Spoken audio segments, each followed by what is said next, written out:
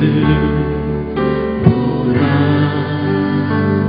너희는 지치지 말고 보라. 너희를 구원한 나를, 너희를 치던 적은 어디 있느냐. 너희를 억누르던 원수는 어디 있느냐. 보라, 하나님 구원을 보라.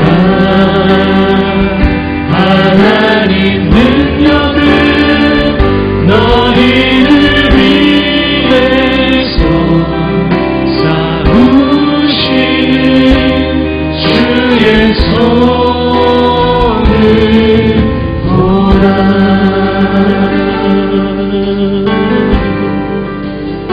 보라, 보라. 너희는 두려워 말고 보라. 너희를 인도한 나를 보라. 너희는 지치지 말고 보라. 너희를 구원한 나를, 너희를 치던 적은 어디 있느냐. 너희를 억누르던 원수는 어디 있느냐.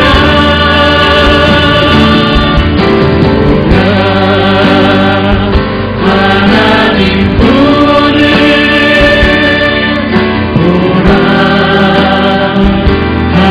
하나님 능력을 너희를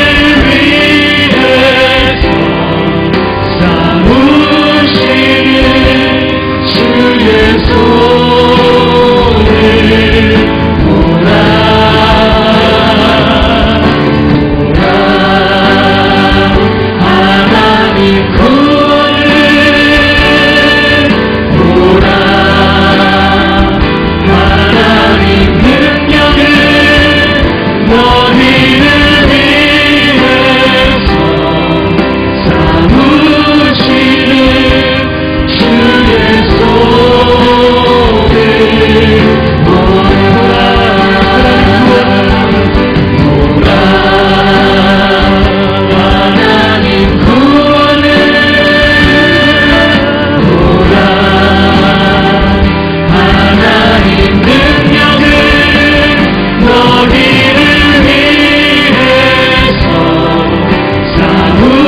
쌓으시는 주의 손을 보라.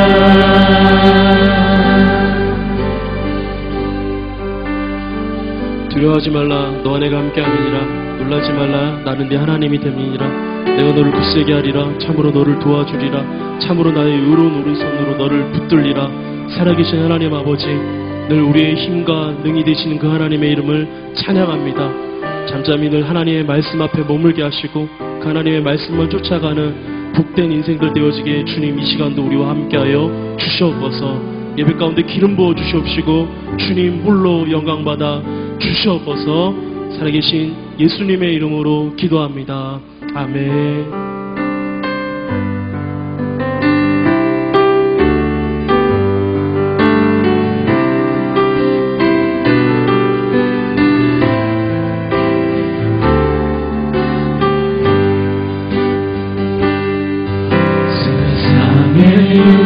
시험이 내게 몰려올 때에 나의 힘으로 그것들 모두 이길 수 없네.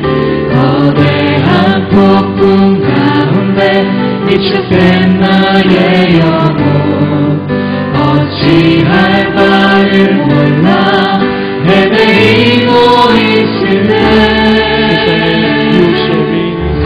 세상의 유혹 시험이 내게 몰려올 때에 나의 힘으로 그것들 모두 이길 수 없네 거대한 폭풍 가운데 위축된 나의 영혼 어찌할 바를 몰라 헤매이고 있을 때 주 찬양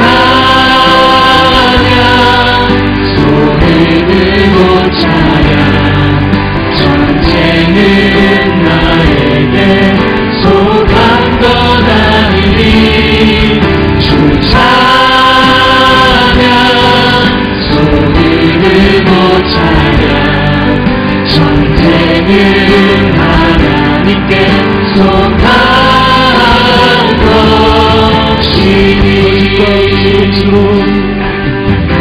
거짓과 속임수로 가득 찬 세상에서 어디로 갈지 몰라 너무 버리고 있네 중의 권세 잡은 자 지금도 우리를 실패와 절망으로 넘어뜨리려 하네 주 찬양 손을 들고 찬양 전쟁은 나에게 속한 것 아니니 주 찬양 손을 들고 찬양 전쟁은 하나님께 속한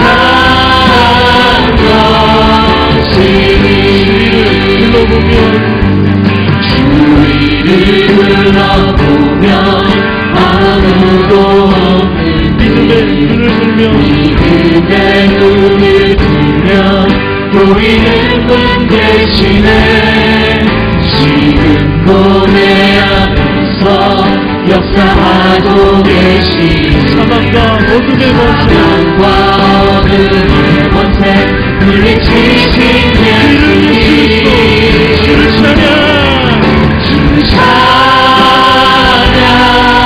손을 들고 찬양 전쟁은 나에게 속한 것 아니니 주 찬양 손을 들고 찬양 전쟁은 하나님께 속한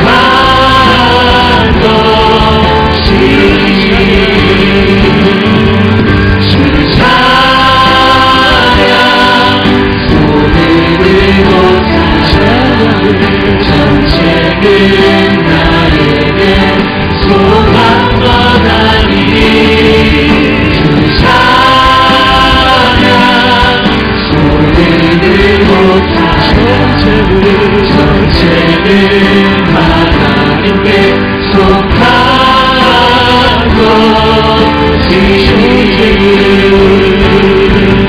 전쟁은 하나님께 속한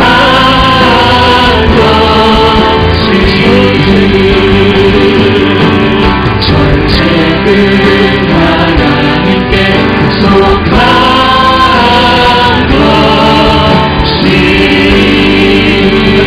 주님 하나님 앞에 그렇게 믿음으로 고백하며 영광의 박수 올려드립니다. 주님 앞에 전쟁이 속해 있습니다. 아멘. 할렐루야 박수 치면서 우리 만성이 씨 하나님을 찬양합니다.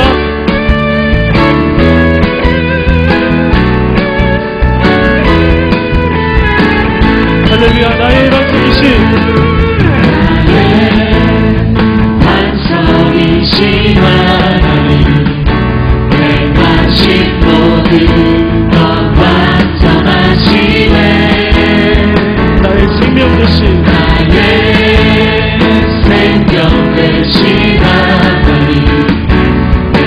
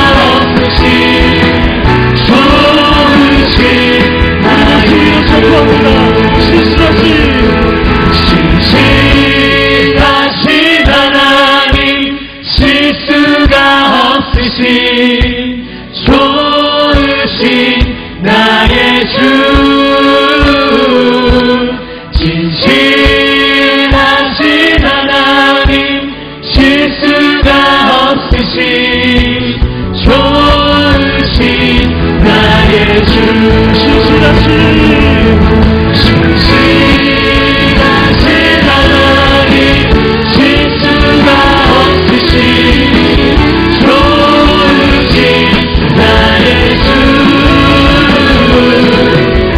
신실하신 하나님 실수가 없으신 좋으신 나의 주 좋으신 나의 주 우리 하나님 완전하신 하나님이십니다. 주님은 신실하신 하나님이십니다. 할렐루야.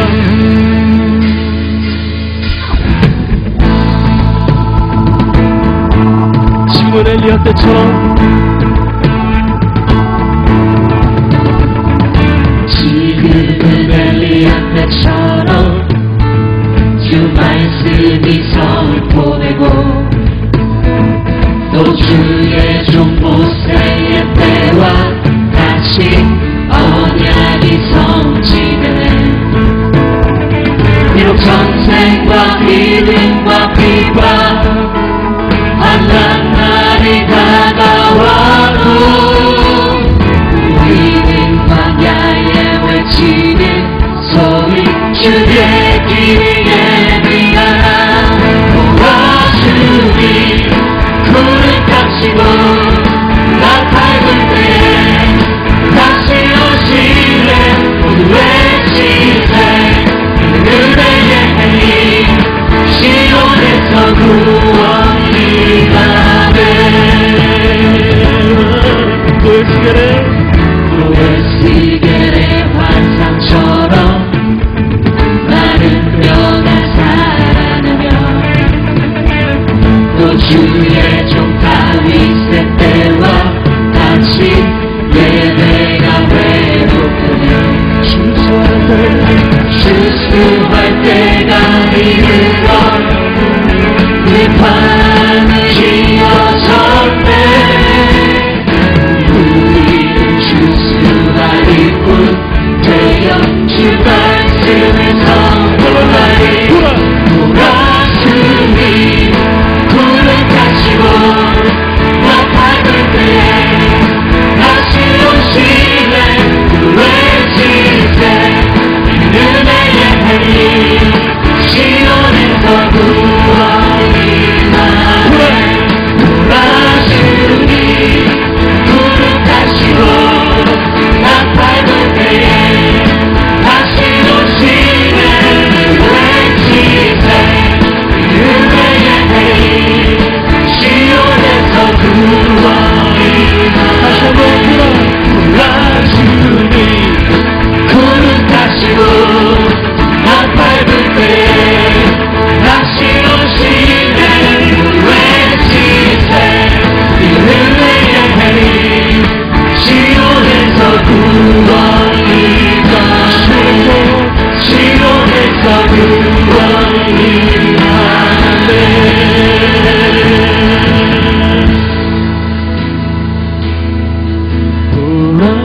주님 구름 타시고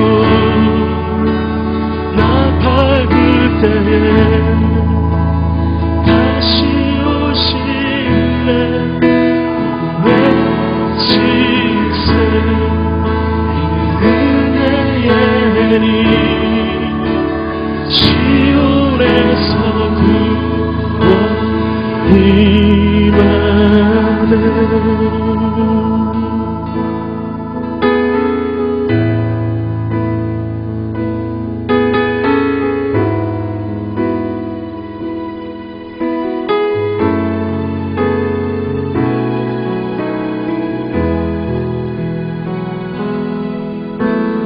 주의 보좌로 나갈 때에 어떻게 나가야 할까. 나를 구원한 주의 십자가 그것을 믿으며 가네.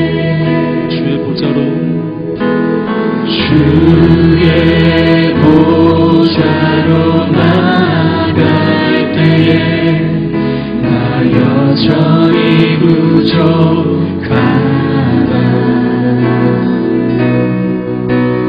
나를 부르신 주의 그 사랑, 그것을 믿으며 가네.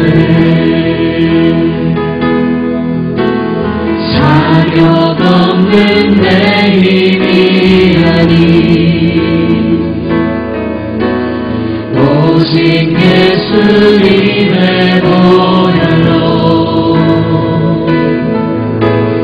자격 없는 내 힘이 아니 오직 예수님의 보혈로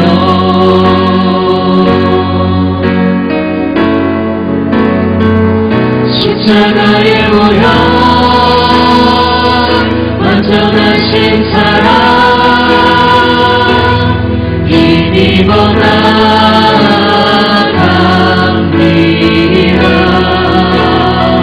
십자가의 보혈 완전하신 사랑 힘입어 예배합니다.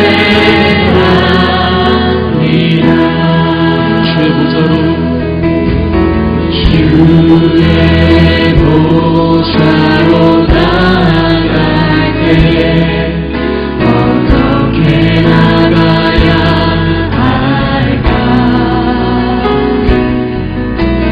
나를 구원한 주의 십자가 그것을 믿으며 가네.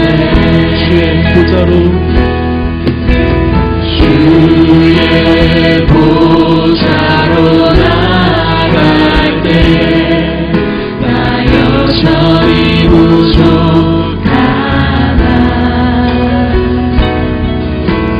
나를 부르신 주의 그 사랑 그것을 믿으며 가네. 자격 없는 내 힘이 아니 오직 예수님의 보혈로 자격 없는 내 힘이 아니 오직 예수님의 보혈로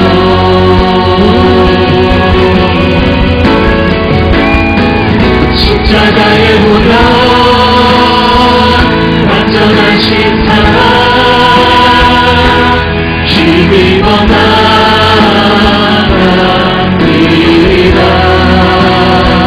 십자가의 보혈 완전하신 사랑 힘입어 예배합니다. 십자가의 보혈 완전하신 사랑 힘입어 나아갑니다. 십자가의 보혈 완전하신 사랑 힘입어 예배합니다. 힘입어 예배합니다. 십자가의 보혈 십자가의 보혈 완전하신 사랑 힘입어 나아갑니다. 십자가의 보혈 완전하신 사랑 힘입어 예배합니다. 예배합니다. 찬양합니다. 주님만 날 다스리소서. 예배합니다.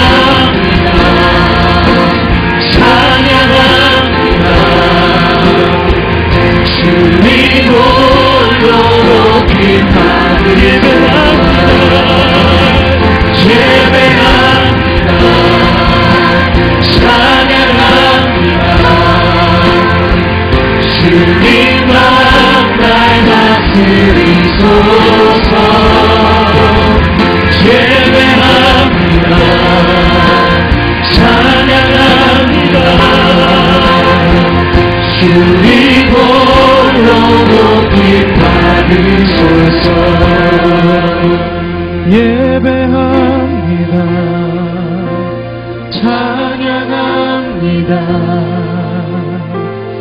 주님만 날 다스리소서. 예배합니다. 찬양합니다. 주님 홀로 높이 받으소서. 예배합니다. 찬양합니다. 예배합니다. 찬양합니다. 주님만 날 다스리소서. 예배합니다. 찬양합니다. 주님 홀로 높이 받으소서. 이 시간 우리가 함께 기도하실 때 우리가 찬양으로 고백한 것처럼 하나님, 우리의 삶이 주님을 예배하며 주님을 경배하며 주님을 높이는 삶이 되게 하여 주옵소서. 그 하나님께서 우리의 삶을 다스려 주시고 그 하나님께서 우리의 삶을 인도하여 주시며 우리가 주님 안에 순종하며 살아가는 인생이 될 수 있도록 주님, 오늘 이 밤 하나님의 특별한 은혜를 우리 가운데 허락하여 주옵소서. 예배하는 삶 되게 하시고 주님을 높이는 삶 되게 하여 주옵소서. 우리의 마음을 주님 앞에 드리며 이 시간 주님 앞에 함께 기도하며 나가도록 하겠습니다. 함께 기도하겠습니다. 살아계신 하나님의 시간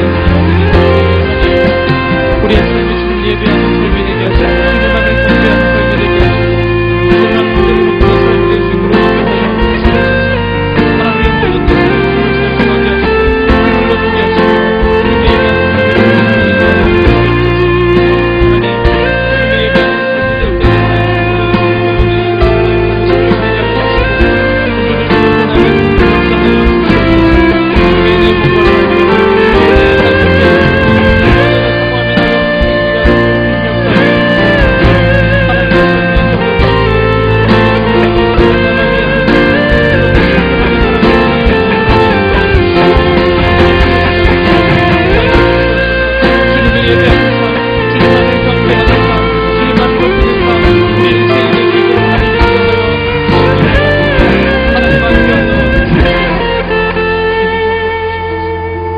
우리 가운데 기도하겠습니다. 다시 한번 기도하실 때 하나님, 우리 가운데 하나님의 말씀을 깨닫는 은혜가 있게 하여 주시옵소서.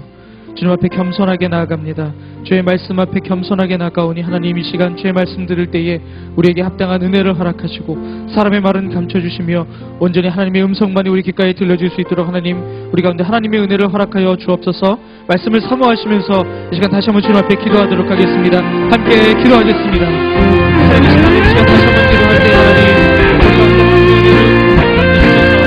주의 말씀 앞에 나아갈 때 우리가 다시 한번 주의 말씀을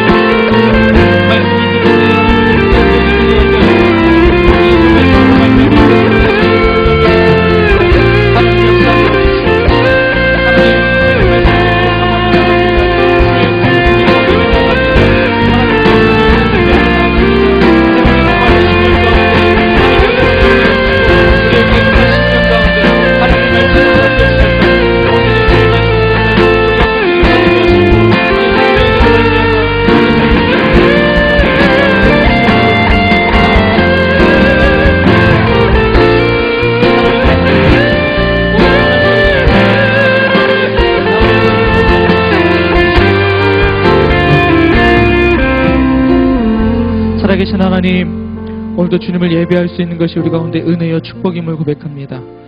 우리의 호흡이 닿는 그날까지 주님을 찬송하게 하시고 주님만을 바라보며 주님을 경배하는 인생이 될 수 있도록 인도하여 주시옵소서. 하나님, 또한 우리가 말씀 앞에 겸손하게 나아갑니다. 우리 각자의 삶에 합당한 하나님의 말씀을 허락하실 때에 하나님, 필요한 은혜를 허락하시고 갈급한 심령을 하나님의 그 은혜로 적셔주시고 우리의 굶주린 그 마음, 영혼의 그 심령 가운데 다시 한번 말씀의 은혜가 다시 한번 우리 가운데 일어날 수 있도록 주님 역사하여 주시옵소서. 사람의 모든 것은 감춰주시고 오직 하나님의 은혜만 이것 가운데 차고 넘칠 수 있도록 주님, 오늘 이 밤 특별한 은혜를 우리 가운데 허락하여 주옵소서. 모든 것 감사드리고 살아계신 예수님의 이름으로 기도합니다. 아멘. 아멘. 할렐루야. 새해에 오신 여러분들 환영하고 축복합니다. 우리 옆에 계신 분과 함께 좀 인사하실까요? 잘 오셨습니다. 환영합니다. 축복합니다. 인사하시는데 고맙습니다. 함께 말씀 보도록 하겠습니다. 오늘 우리에게 주시는 하나님의 말씀은 열왕기상 19장 9절과 10절 말씀입니다. 열왕기상 19장 9절에서 10절 두 구절의 말씀을 우리가 한 목소리로 같이 읽도록 하겠습니다. 9절, 10절 두 구절입니다. 시작. 그는 거기에서 동굴 속으로 들어가 그날 밤을 지냈습니다. 그때 여호와께서 엘리야에게 말씀하셨습니다. 엘리야야, 여기서 뭘 하고 있느냐? 엘리야가 대답했습니다. 저는 만군의 하나님 여호와를 매우 열심으로 섬겼습니다. 그러나 이스라엘 자손들이 주의 언약을 버리고 주의 제단을 부수며 주의 예언자들을 칼로 죽여서 이제 저만 혼자 남았습니다. 그런데 저들이 이제는 제 목숨까지 빼앗으려 합니다. 아멘. 저희가 9월 한 달 동안 하나님의 열심에 대해서 특별히 구약성경에 나오는 여러 인물들을 통해 하나님께서 어떠한 마음으로 그 인물들을 이끌어가고 계신지, 하나님께서 어떤 마음으로 일하고 계신지에 대해서 함께 나누고 있습니다. 오늘 마지막 시간으로 우리가 잘 알고 있는 선지자 엘리야를 통해서 하나님께서 어떤 열심으로 하나님의 일들을 이루셨는지 함께 말씀을 통해서 나누도록 하겠습니다. 이 세상에서 가장 무거운 것이 무엇일까라는 질문에 여러 가지 대답이 있을 수 있겠습니다. 근데 이 세상에서 가장 사람으로서 견디기 힘든 그 무게가 무엇인가라는 그 질문에 많은 사람들이 이렇게 대답했다고 합니다. 눈꺼풀이라고 이야기했다고 합니다. 특별히 운전하시는 분들 그 눈꺼풀의 무게를 너무 잘 알고 계시죠. 특별히 공부하는 학생들은 더 말할 것 없을 것 같습니다. 세상에 아무리 힘이 센 장사라도 잠이 올 때 그 눈꺼풀의 무게는 감당해낼 수 없습니다. 그런데 이것보다 더 무거운 것이 하나가 있습니다. 그것은 과연 무엇일까요? 우리가 감당해낼 수 없는, 세상에서 가장 힘센 사람도 감당해낼 수 없는 눈꺼풀의 무게보다 더 무거운 것. 이 세상에서 가장 무거운 것은 저는 사람의 마음이라고 생각합니다. 마음이 한번 가라앉으면 그게 자기 마음인데도 불구하고 그것을 어떻게 할 수 없는 것을 볼 수 있습니다. 그 마음이라는 것이 어떨 때는 굉장히 가벼운 것 같다가도 한번 가라앉기 시작하면 당초에 이것을 끌어올릴 수 있는 힘이 없을 만큼 굉장히 어렵죠. 그 가라앉은 마음, 그 생각에 머물지 않기 위해서 다른 마음을 먹으려고 아무리 몸부림치고 마음을 다잡고 마음을 부여잡아도 도무지 한번 가라앉은 마음은 다시 움직여지지 않을 때가 참으로 많습니다. 우리가 살아가면서 마음이 무겁다라는 표현을 하는 것, 이 마음의 무게가 느껴지는 것이 때로는 굉장히 신기한 표현이기도 하지만 우리의 삶의 현실 속에서 굉장히 밀접한 영향을 끼치고 있는 것은 사실인 것 같습니다. 제가 표현한 대로 한번 가라앉은 마음은 다시 띄우기가 굉장히 어렵습니다. 이것을 우리는 보통 좌절이라고 말합니다. 좌절. 너무 마음이 넘어지고 내려앉은 것을 이야기하죠.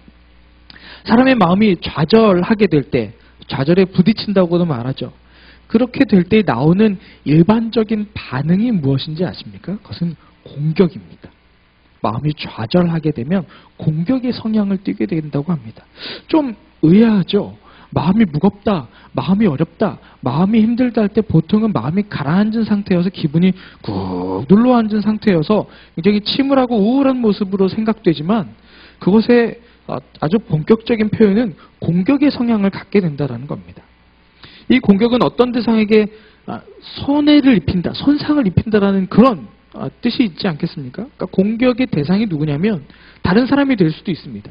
마음이 가라앉아서 좌절하고 있으면 다른 사람을 공격할 수도 있습니다.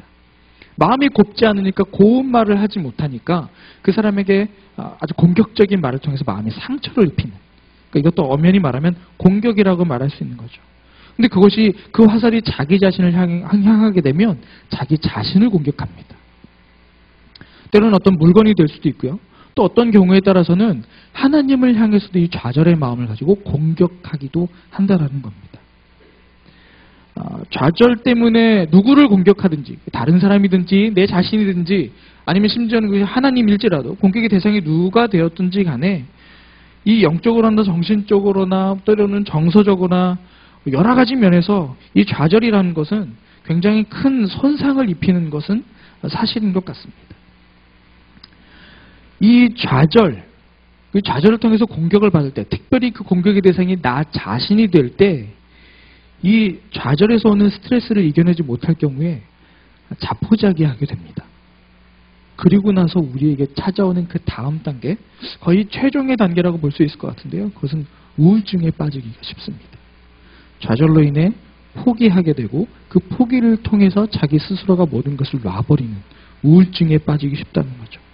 이 좌절에서 우울증으로 연결되게 되면 여러 가지 문제가 아주 심각해진다는 것은 여러분들 주위에 혹시 이런 상황들을 겪고 계신 분들을 통해서 아마 보셨을 것입니다. 매우 심각하죠. 이 우울증으로 연결되게 되면 마치 나무 숲에 울창한 나무가 아주 빽빽하게 차 있는 것처럼 슬픈 마음이 우거져서 좀처럼 이렇게 틈을 비집고 들어갈 수 없을 것 같은, 마치 대나무 밭에 대나무가 촘촘하면 그 사이를 삐집고 지나가지 못하는 것 같은 그런 빽빽한 어두움과 어려움이 우리의 마음을 잠식하게 됩니다. 그렇게 되면 영적으로는 더 심각한 일들이 생기게 되죠. 우리가 살아가는 의미를 잃어버리게 되고요. 그것을 통해서 모든 것으로부터의 단절을 하기 시작합니다. 사람들과의 관계, 심지어는 하나님과의 관계 안에서도 그것을 모두 끊어내는 그런 일들을 하죠. 그래서 이런 것을 조금 더 이제 신앙적으로 얘기하면 영적인 침체라고 표현할 수도 있을 것 같습니다. 지금 제가 말씀드린 거, 이 세상에서 가장 무거운 것이 마음이다. 근데 그 마음을 통해서 좌절을 경험하게 되면 그 좌절을 통해 다른 사람들, 심지어는 나, 하나님마저도 공격할 수 있고, 그렇게 나 자신을 공격하게 되면 그것이 자포자기하게 되고 결국 우울증으로까지 연결되며, 그 표현에 여러 가지 표현들이 있겠지만 결국 영적인 굉장한 침체까지도 겪게 된다는 것, 이것이 마음이 갖는 굉장히 큰 의미라고 생각합니다. 오늘 성경에 나오고 있는 우리가 읽은 본문 말씀을 통해서 우리가 읽지는 않았지만 열왕기상 18장, 19장으로 넘어오면서 엘리야에게 이런 마음의 변화들이 있었습니다. 성경에 나오는 인물 중에, 선지자 중에 엘리야라는 사람은 정말 멋진 사역을 했던 사람입니다. 그리고 그 사역의 결과들을 보면 굉장히 통쾌합니다. 반전에 반전을 거듭해서 악한 세력을 여지없이 무너뜨리는 굉장히 멋진 사역자였습니다. 기도할 때는 죽은 사람이 일어나는 역사가 일어나기도 했습니다. 반전에 반전이 있었고 역전에 역전을 거듭하면서 굉장히 보는 사람으로 하여금 통쾌하게 하는 그런 사역을 했던 선지자가 바로 엘리야입니다. 엘리야의 사전에는 아마 불가능은 없었던 것처럼 보입니다. 거대한 국가, 민족, 심지어는 어느 누구도 건드리지 못하는 왕을 상대로 싸워서 이기는 굉장히 대단한 인물이었습니다. 근데 오늘 읽지는 않았지만 열왕기상 19장 1절을 보게 되시면 이렇게 기록되어 있습니다. 19장 1절에 이렇게 나옵니다. 아합은 이세벨에게 엘리야가 한 모든 일과 엘리야가 모든 예언자들을 칼로 죽였다는 이야기를 해주었습니다. 라면서 1절 말씀이 시작됩니다. 이날 무슨 일이 있었는지 여러분 잘 아십니다. 하나님의 선지자 엘리야가 아합 왕과 백성이 지켜보는 가운데서 바알 우상을 섬기는 우상 선지자들 450명하고 아세라 우상을 섬기는 선지자 400명, 그러니까 총 850명과 맞짱을 뜨는 일이 있었습니다. 니네 신이 참신이냐 우리 신이 참신이냐 이것을 놓고 대결을 했었죠. 싸움의 장소는 갈멜산이었습니다. 갈멜산에서 엘리야와 그 850명의 사람들이 각각 자기의 제단을 쌓고 자기 신의 이름을 불러서 불로 응답하는 신이 참 신이다, 참 하나님이다 이것을 확인하는 일을 했습니다. 결과는 잘 아시죠? 엘리야의 하나님, 우리 하나님이 참 하나님이시라는 것을 모든 백성들이, 왕과 거기 모여있는 모든 백성들과 거기에서 함께 있었던 거짓 선지자들, 우상 숭배자들이 그 모든 것을 똑똑히 보았습니다. 그 일 이후에 어떤 결과들이 있었습니까? 엘리야가 바알과 아세라를 섬기는 그 우상 선지자들을 한 명도 남김없이 다 죽였습니다. 굉장한 일이었죠. 제가 구체적으로 언급하진 않았습니다만 이 과정 안에서 정말 통쾌한 하나님의 승리를 볼 수 있었던 사건이었습니다. 딱 그 사건 이후에 또 어떻게 돌아갑니까? 엘리야가 갈멜산 꼭대기로 올라가서 땅에 꿇어 엎드려서 머리를 무릎 사이에 놓고 7번을 기도를 합니다. 그리고 나서 하나님께서 응답하셨죠. 3년 6개월 만에 하나님께서 비를 내려주셨습니다. 하나님의 응답을 경험했죠. 이 또한 굉장히 엄청난 하나님의 응답, 하나님의 역사를 경험한 사건입니다. 그리고 나서 엘리야가 또 하나님의 능력을 받아서 허리를 동이고 아합 왕의 마차 앞에서 이스라엘로 들어가는 그 입구까지 달려가는, 그러니까 마차보다 빠르게 달려가는 아주 특별한 일까지 경험했습니다. 엘리야라는 이 선지자는 승리의 감격이 무엇인지 잘 알았습니다. 하나님 뜻대로 일을 했을 때 하나님께서 어떤 승리를 주시는지도 잘 경험한 사람이었습니다. 그리고 하나님의 역사가 일어날 때 내가 무엇을 해야 하는지, 어떻게 하나님 앞에서 순종해야 하는지도 굉장히 잘 알고 있는 선지자였습니다. 너무나도 잘 순종했고 잘 알고 있었기에 하나님의 역사를 눈앞에서 그 엄청난 일들을, 우리는 태어나서 죽을 때까지 한 번 있을까 말까 한 이런 놀라운 역사를 눈앞에서 계속 경험한 그런 선지자였습니다.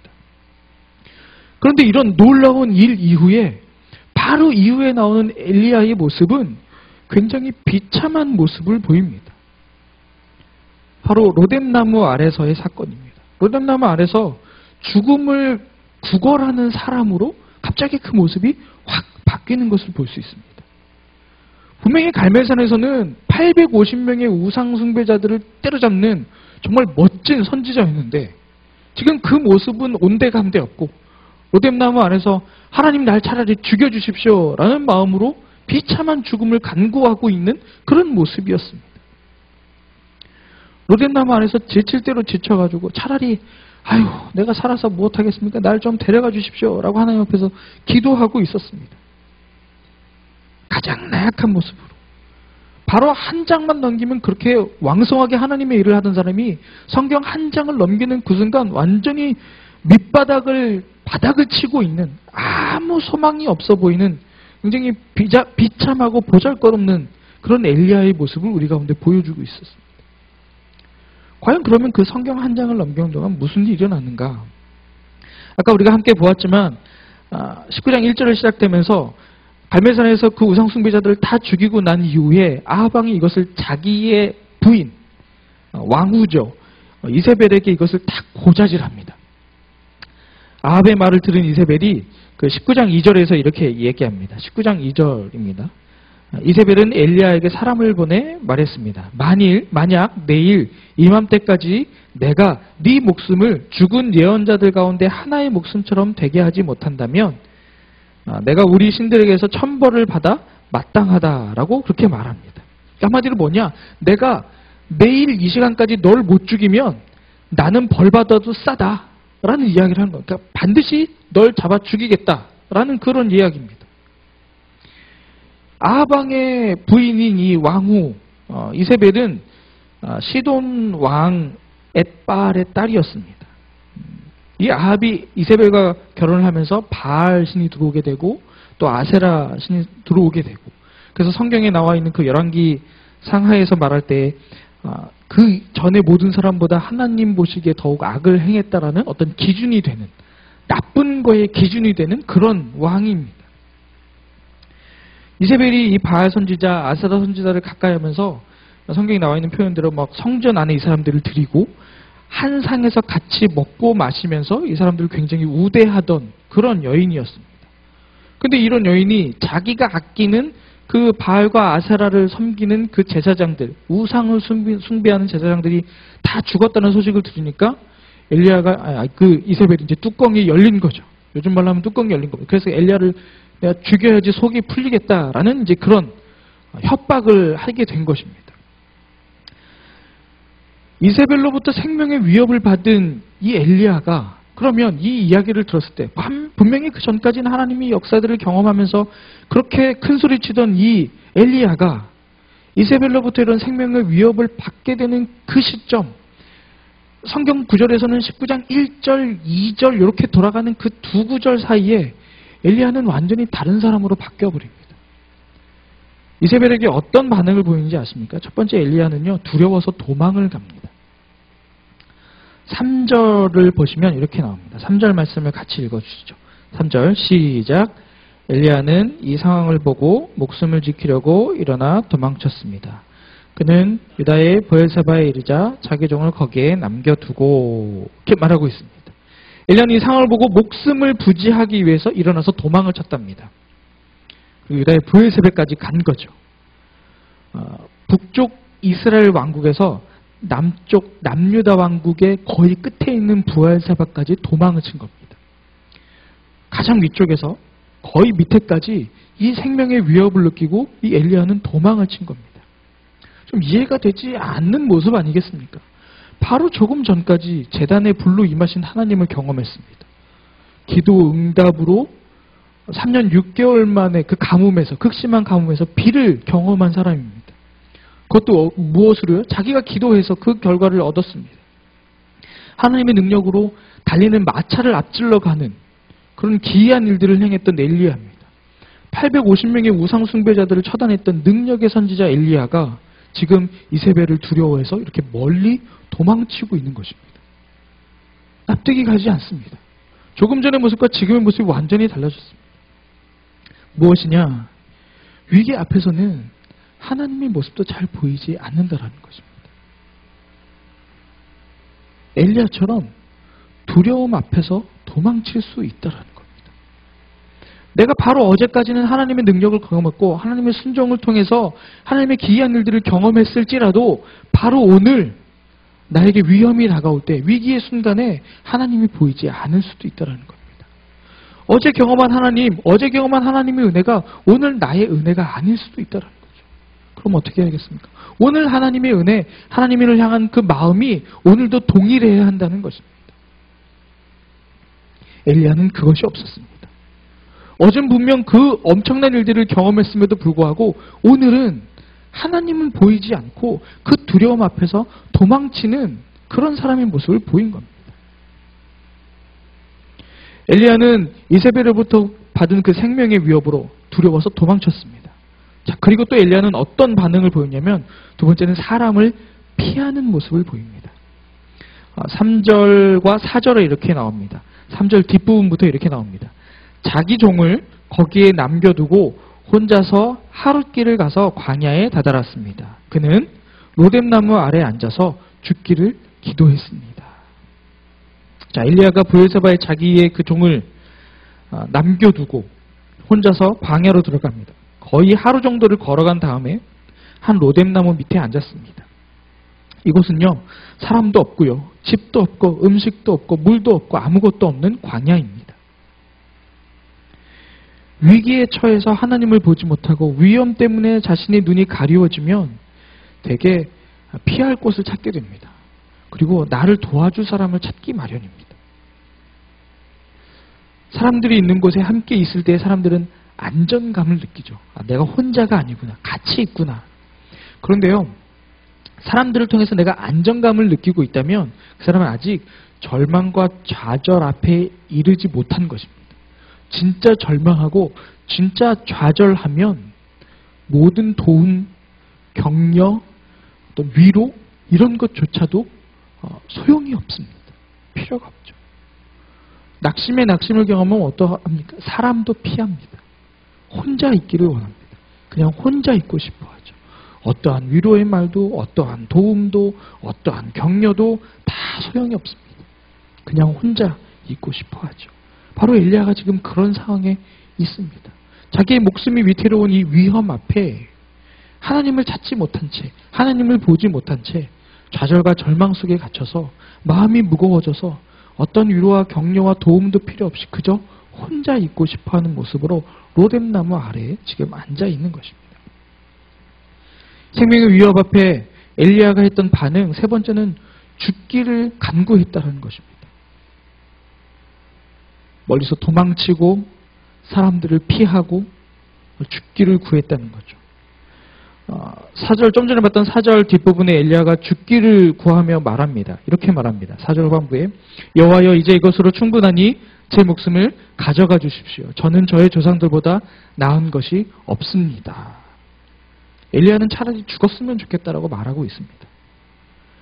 자기의 종을 브엘세바에 머물게 할 때부터 뭔가 좀 수상했습니다. 혼자서 광야로 들어가는 모습도 뭔가 조금 의심스러웠습니다. 마치 요즘에 무슨 영화로 다큐멘터리로 치자면 뭔가 징조가 보이는 행동들을 하고 있습니다. 자기의 수발을 들던 종을 못 오게 했습니다. 아주 멀리, 아주 일찌감치. 광야에 와서도 혼자 그 광야를 들어갑니다. 그것도 광야를 들어가서 사람들을 잘 만날 수 없는 정도의 그 거리, 하룻길이나 혼자 들어가게 됩니다. 모든 것이 굉장히 의심스러운 행동을 하죠. 아니나 다를까 엘리야는 하나님을 향해서 그 좌절과 절망 가운데서 나오는 하나님을 향한 원망의 소리를 쏟아내기 시작합니다. 자기 생명을 가져가라는 겁니다. 내가 그냥 죽었으면 좋겠다는 거예요. 지칠 대로 지쳤다는 거예요. 더 이상 내가 어떻게 해야 되는가? 내가 하나님 앞에서 이런 것도 하지 않았냐? 이런 것도 하지 않았냐? 이런 것도 하지 않았는가? 너무 괴롭습니다. 하나님.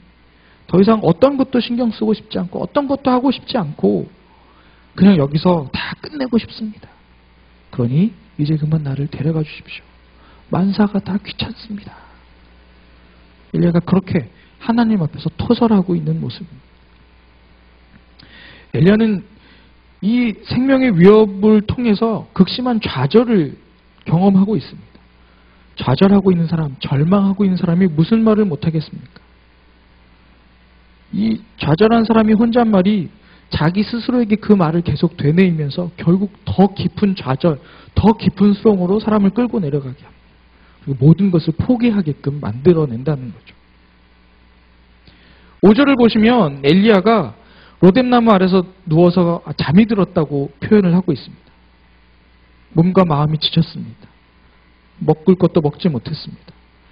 가장 중요한 건 이 절망 가운데 더 이상 나에겐 소망이 없다라는 그런 상황 속에서 그냥 지쳐 쓰러져서 잠이 들어버린 것입니다. 여기까지는 그래도 괜찮습니다. 문제는 잠이 깨어나고 나서 과연 엘리야가 생각하게 될 그 뒷일은 어떠했겠습니까? 상황은 더 심각해질 수가 있다는 것입니다. 지금은 당장은 지쳐서 쓰러져서 잠이 들었지만 깨고 나면 엘리야는 그 깊은 좌절감 때문에 더 수렁에 빠져버린 그 포기한 마음 때문에 이제는 잠을 아예 안 잘 수도 있습니다. 먹지 않아도 배도 안 고픕니다. 물을 마시지 않아도 견딜만 합니다. 깊은 좌절 가운데 빠진 절망의 사람의 모습이죠. 빈 속에 몸과 마음이 다 지쳐있고 좌절한 채 잠이 든 엘리야. 이 사람이 다음 날까지 광야의 땡볕 아래서 그냥 있었다면 어찌 보면 이 엘리야는 원치 않아도 죽음에 이를 수 있었을 것입니다. 그렇게 하면 엘리야가 어떻게 됐겠습니까? 하나님의 마음은 또한 어떻겠습니까? 하나님께서는 이런 엘리야를 그냥 두시지 않았습니다. 절망과 좌절을 경험하고 있었고 자포자기하고 하나님을 향해 원망의 말을 하고 자기의 마음의 쓴뿌리들을 토설해내고 있는 엘리야를 하나님은 지켜보신 후에 그대로 내버려 두지 않으셨습니다. 사실 하나님께서는 엘리야의 좌절한 심정을 처음부터 알고 계셨습니다. 어떠한 마음의 시작으로 어떤 결과에 이르는지 하나님은 다 알고 계셨습니다. 그리고 하나님은 엘리야에게 깊은 관심을 갖고 계셨습니다. 엘리야를 사랑하셨죠. 그리고 하나님은 여전히 엘리야를 통해서 하나님의 많은 일들을 할 계획을 갖고 계셨습니다. 그래서 하나님께서 엘리야에게 천사를 보내십니다. 그리고 엘리야를 직접 만나주시죠. 그리고 엘리야가 그 마음 안에 있었던 깊은 좌절을 극복할 수 있도록 하나님께서 도와주십니다. 자, 엘리야가 어떻게 그 극심한 좌절 가운데 극복할 수 있었을까? 그것은 엘리야가 도움을 받아들였다는 것입니다. 5절을 보시면 천사가 엘리야를 어루만집니다. 만지면서 일어나서 뭘 좀 먹어라 라고 이야기합니다. 6절을 보시면 엘리야가 이 요청에 거절하지 않습니다. 한 번쯤 해보셨을 것 같아요. 엄마에게 침이 삐져 있는데 엄마가 밥을 먹으라고 합니다. 그때 우리가 TV에서 이렇게 가끔 보셨죠. 어떤 반응이 납니까? 안 먹어! 그냥 굶어 죽을 거야! 뭐 이런 반응들이 흔히들 기대되는 반응입니다. 지금 엘리야도 하나님을 향해서 굉장히 삐져 있습니다. 이렇게 열심히 하나님의 일을 했는데 내 목숨 하나 하나님께서 어떻게 못해주십니까? 라는 그런 삐짐이 마음속에 있었습니다. 그것 때문에 좌절하고 절망 가운데 있었죠. 하나님이 나를 더 이상 도와주지 않는 건가? 라는 절망이 있었습니다. 천사가 와서 일어나서 뭘 좀 먹으라 할 때 정말 삐져있는 엘리야였다면 안 먹어요! 여기서 굶어 죽을 거야! 라는 표현을 했겠죠. 하지만 6절에서 보시면 엘리야는 그것을 거절하지 않았습니다. 천사가 가져다 준 숯불에 구운 빵, 그리고 물을 마시고 난 뒤에 다시 눕습니다. 잠을 청하죠. 그 7절에 다시 한번 하나님의 천사가 또다시 와서 엘리야를 어루만지면서 일어나 뭘 좀 먹어라. 네 갈 길이 아직 멀었다. 아직 할 일이 남아있다. 나와 함께 할 일이 있다. 라고 했을 때 8절을 보시면 엘리야는 어떠한 말도 하지 않고 군소리 없이 그 빵을 먹고 물을 마십니다. 우리가 외로울 때, 우리가 힘들 때, 우리가 절망 가운데 있을 때, 좌절 가운데 있을 때 하나님은 우리를 위로하기를 원하십니다. 하나님은 누군가를 보내셔서 우리를, 지금 천사가 엘리야를 어루만지듯 하나님께서 우리를 향해 누구를 보내주셔서 우리를 어루만져 주시고자 합니다.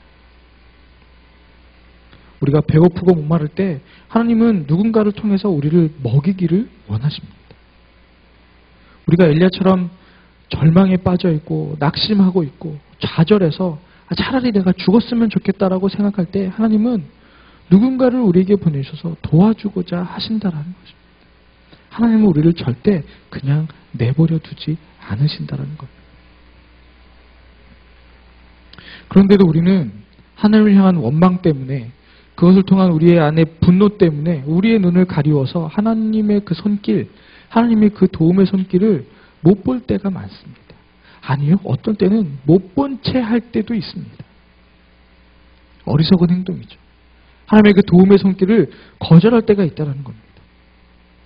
그 답답한 상황들 때문에, 답답한 현실 때문에, 내가 뭘 어떻게 해도 답이 나올 수 없는 이 안타까운 상황 때문에 그 마음이 무너져 내려가지고 하나님이 그것을 통해 우리에게 무엇을 하기를 원하신지를 보지 못한 채, 하나님께서 그 안에 감추어 놓았던 하나님의 크신 사랑을 깨닫지 못한 채 그저 그냥 죽기를 구할 때가 있다라는 것입니다. 우리가 그래서는 안 됩니다. 하나님이 우리를 도우고자 하는 그 하나님의 숨겨져 있는 손길을 우리가 경험할 수 있어야 합니다. 엘리야처럼 하나님께서 어떤 사람을 통해서, 어떨 때는 뭐 천사일 수도 있을 것이고, 뭐 누군가를 통해서 우리에게 하나님의 그 도움의 손길, 은혜의 손길을 내미실 때 우리는 그 손길을 겸손하게 받아들여야 한다는 것입니다. 섭섭한 마음, 속상한 마음, 좌절되고 절망의 마음, 낙심되는 마음, 이런 것을 치료하려면 하나님께서 우리를 돕고자 하실 때에 우리가 그 위로와 격려와 도움을 겸손하게 받아들여야 한다는 것입니다. 그래서 엘리야는 하나님을 만났습니다. 엘리야가 그것을 극복한 방법의 가장 중요한 것은 하나님을 만났다라는 것입니다. 만약 그냥 천사가 이렇게 해주고 갔다면 그냥 그 정도에서 끝날 수 있었을 것입니다. 하지만 엘리야는 하나님을 만나고 나서 완전히 그의 삶이 회복되는 것을 볼 수 있습니다. 8절 뒷부분을 보시면 엘리야가 천사가 가져다 준 그 빵과 물을 2번씩 먹고 나서 그 먹은 것을, 그 힘을 의지해서 하나님의 호렙산에 이르게 됩니다. 9절을 보시면 엘리야가 그 그곳에 있는 굴에 들어가서 거기서 밤을 지낼 때 하나님의 말씀이 임하는 것을 경험합니다. 여기서 하나님께서 뭐라고 말씀하십니까? 엘리야야, 여기서 뭘 하고 있느냐? 그 전까지 좌절을 하는 순간 이세벨의 그 협박의 말, 위협의, 생명의 위협을 느끼는 그 말을 들었을 때부터는 하나님의 음성을 듣지 못했습니다.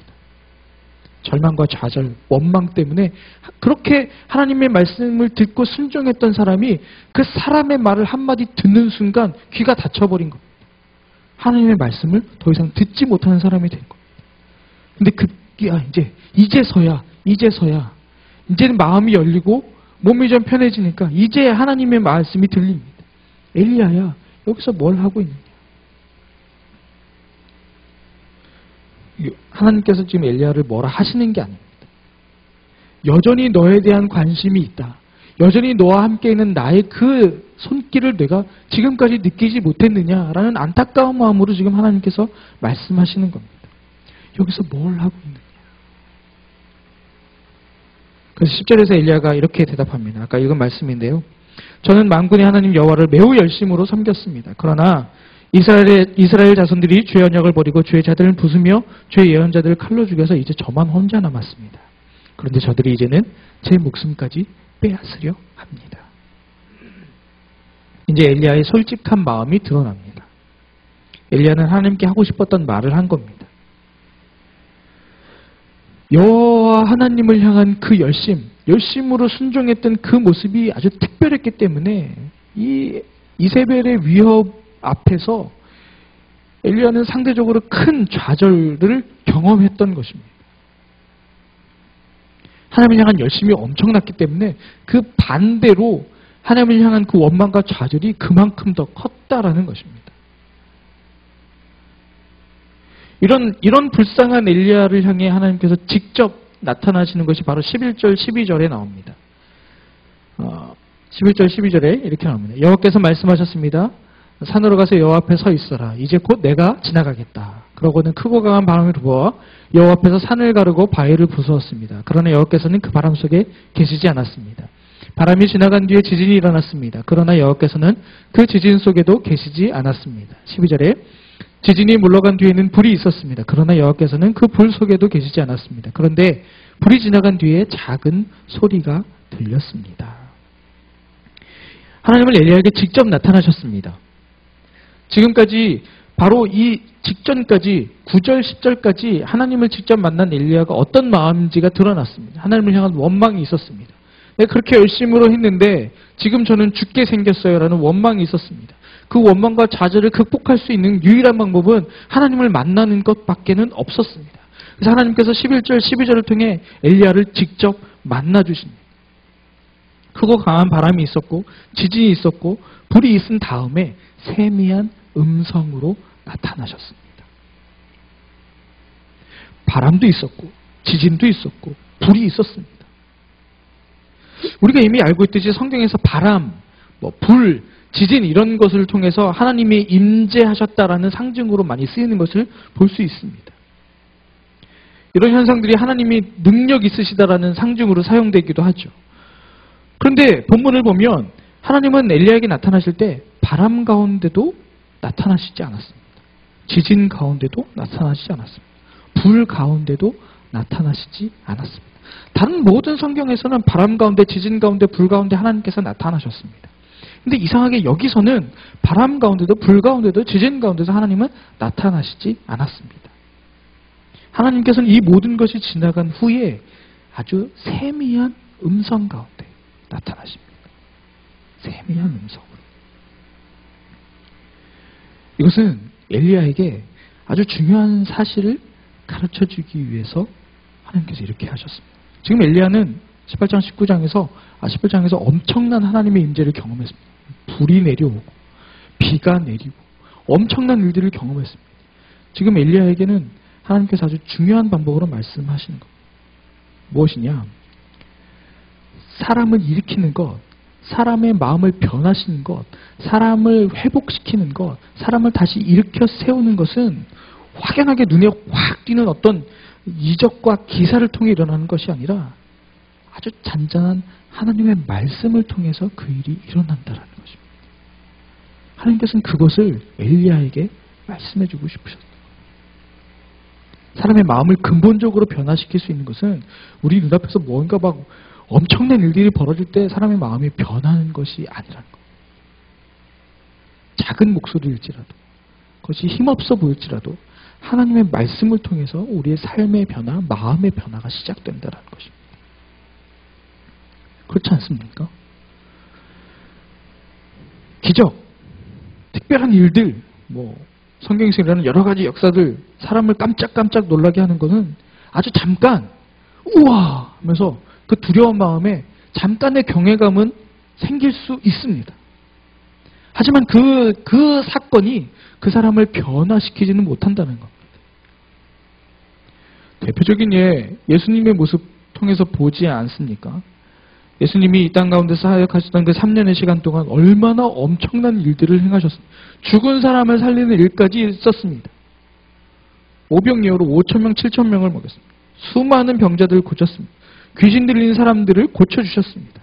그런데 그런 놀라운 이적을 통해서 변화된 사람은 매우 적은 수였습니다. 그것을 직접 경험했든지 아니면 눈으로 보았든지 전해 들었든지 그 이적을 통해서 그들의 마음이 변한 사람은 아주 소수였다는 겁니다. 오히려 마음의 변화를 일으켜서 삶의 변화가 있었던 사람들은 대부분 그런 이적을 통해서 뭔가를 경험했기 때문이 아니라 예수님께서 하신 말씀을 통해서 변화되었다는 것입니다. 이것이 제자들의 사역을 통해서도 증명되지 않습니까? 사도들이 제자들이 오순절 성령감리 사건 경험하고 나서 성령의 충만함을 받고 말씀을 선포했을 때 하루에 3,000명이 되는 사람들이 돌아오는 일들이 있었습니다. 안진뱅이를 일으켰기 때문도 아니고 눈 못 본 사람을 보게 했기 때문도 아니고 성령의 충만한 하나님의 사람이 하나님의 말씀을 전한 것으로 하나님의 말씀으로 3,000명이 돌아오는 역사가 일어났다는 것입니다. 하나님께서는 바로 이런 사실을 가르치기 위해서 오늘 본문에서 나오는 그 놀라운 이적적 사건과 함께가 아니라 그 뒤에 나타났던 아주 작은 음성, 아주 세미한 음성 중에 엘리야에게 나타나셨던 것입니다. 엘리야라는 사람을 한 명 온전히 세우기 위해서 하나님은 지금까지 엄청난 일들을 행하셨습니다. 이런 일도 저런 일도 돕고 먹이시고 일으키시고 재우시고 살리신 하나님의 은혜 뒤에 하나님은 말씀을 통해 그 사람을 진정으로 살리셨다는 겁니다. 우리 삶에 하나님의 은혜가 얼마나 많이 있습니까? 너무나도 익숙해져 버려서 이제는 그것이 하나님의 은혜라고 말하지 않는 것까지 생각한다면 우리가 경험하고 있는 하나님의 은혜가 너무나도 많습니다. 결국 그것을 통해서 우리에게 하나님은 회복을 원하시는 것이고 우리가 다시 한번 마음이 새롭게 되기를 원하시는 건데 결국 그 끝에 우리의 정말 변화되는 그것의 끝에 하나님의 그 최종적인 열심은 우리 가운데 하나님께서 말씀을 허락하셨다라는 것입니다. 삶에서 여러 가지 하나님께서 공급하신 특별한 일들, 하나님의 사람들을 통해서 우리가 경험하는 여러 가지 사건들, 또 하나님께서 직접적으로 우리를 돌보시고 인도하시는 여러 가지 사건들 우리가 경험했으나 그럼에도 불구하고 우리의 삶의 진정한 변화, 하나님을 향해 온전히 갈 수 있는 그 길의 진정한 시작, 그리고 그것을 이룰 수 있는 최종 목적의 모든 길들은 하나님께서 우리에게 말씀으로 허락하셨다는 겁니다. 어찌 보면 이것이 진짜 하나님이 우리를 향한 최선의 열심이 아닌가 그렇게 생각됩니다. 하나님의 말씀 말이죠. 우리가 하나님의 살아계심과 하나님이 우리 삶 가운데 함께 하심을 경험하기 위해서 여러 가지 하나님 앞에 딜을 합니다. 하나님 이렇게 해주십시오. 이렇게 하면 제가 무엇을 하겠습니다. 그런 일들이 우리 가운데 얼마나 많이 있습니까? 아주 어려서부터는 하나님 내 100점 맞게 해주세요. 그럼 내가 다음 주에 뭘 어떻게 할게요. 뭐 이런 것부터 시작해서 하나님 우리 삶에 무엇을 해주세요. 그럼 내가 무엇을 하겠습니다라는 여러 가지 일들이 있지만 결국 하나님께서 우리 삶을 인도하시는 진정한 도우심과 진정한 축복과 진정한 은혜는 그 하나님의 열심은 바로 말씀 가운데 있다는 겁니다. 우리가 경험하는 특별한 일들 속에서도 하나님의 역사를 경험하지만 진짜 우리를 인도하시는 하나님의 놀라운 은혜는 바로 하나님의 말씀을 통해 세미한 음성을 통해 우리 가운데 그 길을 열어주신다는 것입니다. 그럼에도 불구하고 우리는 어떤 특별한 이적들을 기대합니다. 내 눈앞에 그런 일들이 벌어지기를 바랍니다. 그것은 잠깐의 것들 뿐입니다. 진짜 우리의 삶을 변화시킬 수 있는 것, 우리의 마음을 변화시킬 수 있는 것, 아니 우리의 마음을 회복시켜서 다시 살아날 수 있게 할 수 있는 유일한 것은 바로 하나님의 말씀이라는 것입니다. 이것을 우리에게 주셨다라는 것 자체가 하나님께서 우리를 향해 얼마나 열심으로 일하고 계신지를 증명하고 있는 것입니다. 분명히 우리는 알아야 됩니다. 좌절한 마음을 일으키는 것, 강팍한 심령을 변화시키는 것, 그것은 기적과 같은 놀라운 사건들이 아니라 잔잔한 하나님의 말씀이라는 것입니다. 이것을 우리는 기억해야 합니다. 그래서 우리 삶 가운데 어떤 놀라운 일들이 방송이나 이런 데서 들을 수 있는 특별한 경험들이 우리 삶에 없다고 해서 실망할 것이 아니라 말씀을 통해서 하나님께서 주시는 그 은혜야말로 진정한 은혜라는 것을 우리가 깨달아야 합니다. 그 깊으신 하나님의 그 은혜의 말씀, 능력의 말씀을 내가 경험해서 그것을 사람들에게 전할 수 있어야 한다는 것입니다. 그것을 통해서 하나님께서 구원의 역사를 이루어 가시는 것이고, 이 말씀을 통해서 우리의 삶의 은혜가 무엇인지를 깨닫게 해주시고, 이 말씀을 통해서 하나님의 구원의 역사가 어떻게 시작되어 우리까지 전달되었는지를 이 말씀을 통해서 우리가 경험할 수 있다는 것입니다. 지쳐 쓰러져 있는 엘리야를 위로하시고 격려하시고 그런 여러 가지 하나님의 다양한 도움과 돌보심, 그것만이 하나님의 열심이 아니라 진정 엘리야를 변화시키는, 엘리야의 마음을 다시 한번 되살아나게 했던 그 하나님의 세미한 음성, 하나님의 말씀이 진정한 하나님의 열심이었던 것입니다. 엘리야가 경험했던 이 동일한 은혜가 우리 가운데도 있기를 원합니다. 내가 무언가 특별한 것을 경험해서가 아니라, 아니 특별한 어떤 것을 내가 경험하지 못해서가 아니라, 그 모든 것을 뒤로 한 채 하나님께서 우리를 향한 그 지대한 관심, 그것을 통해 우리에게 해주신 그 하나님의 세미한 음성, 바로 하나님의 말씀, 그 말씀이 우리 삶에 얼마나 큰 은혜가 있는지를 우리 삶에서 이미 경험하고 있습니다. 그러나 그 은혜가 은혜인지를 모른 채 익숙함으로 그냥 그렇게 하루하루를 살아가면 안 된다는 거죠. 우리를 일으키시고 돌보시고 세우시고 변화시키시는 하나님의 말씀을 통한 그 특별한 은혜, 하나님의 그 열심을, 지금도 끊임없이 우리 가운데 일하고 계신 그 하나님의 열심을 우리 삶 가운데서 다시 한번 새롭게 경험하는 저와 여러분 되기를 주님의 이름으로 축복합니다.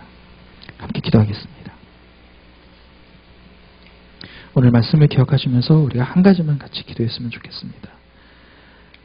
엘리야가 그 많은 경험들 속에서도 하나님의 마음을 몰랐지만 그 큰 기적 이후에 들렸던 하나님의 세미한 음성을 통해서 다시 한번 그의 마음이 변화될 수 있었던 것처럼